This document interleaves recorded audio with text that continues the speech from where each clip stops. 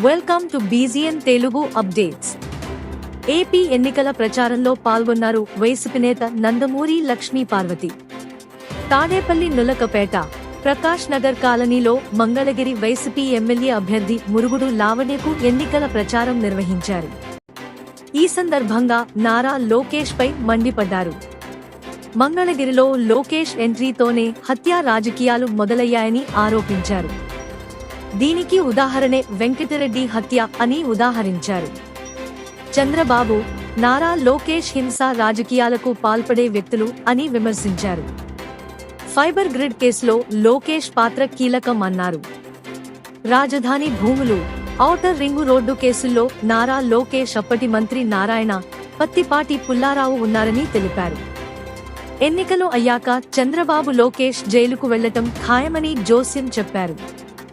Land titling act BJP పార్టీకి చెందినదన్నారు.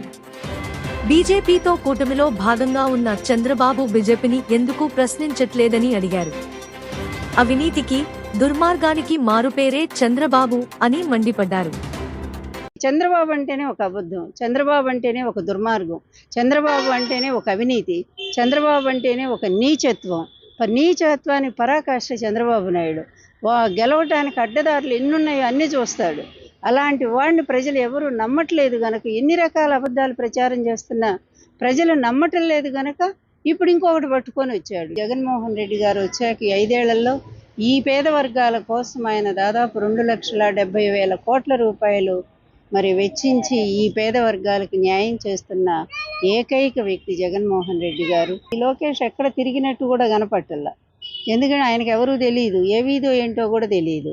లోకేష్ లాంటి ఒక దుర్మార్గుడికి, లోకేష్ లాంటి ఒక అవినీతి పరుడికి, లోకేష్ లాంటి ఒక అజ్ఞానికి, లోకేష్ లాంటి ఒక అహంకారికి మంగళగిరి నియోజకవర్గ ప్రజలు ఎవరూ కూడా ఓటు వేయకూడదని చెప్పి నేను సవినయంగా మీ అందరినీ కూడా ప్రార్థిస్తున్నాను. మంగళగిరి ల్యాండ్స్ భూములు మొత్తం కూడా కబ్జా చేశారు తండ్రి కొడుకులు ఇద్దరు కూడా. అదే కాదు, ఫైబర్ గ్రిడ్ కేసులో మెయిన్ దొంగ లోకేషే కదా.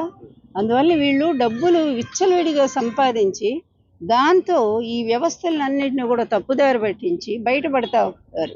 కానీ ఇది తాత్కాలికమే. ఈ ఎలక్షన్ల తర్వాత తండ్రి కొడుకులు ఇద్దరు కూడా జైలుకు పోయేది మాత్రం వాచింగ్ బీజీఎన్ తెలుగు.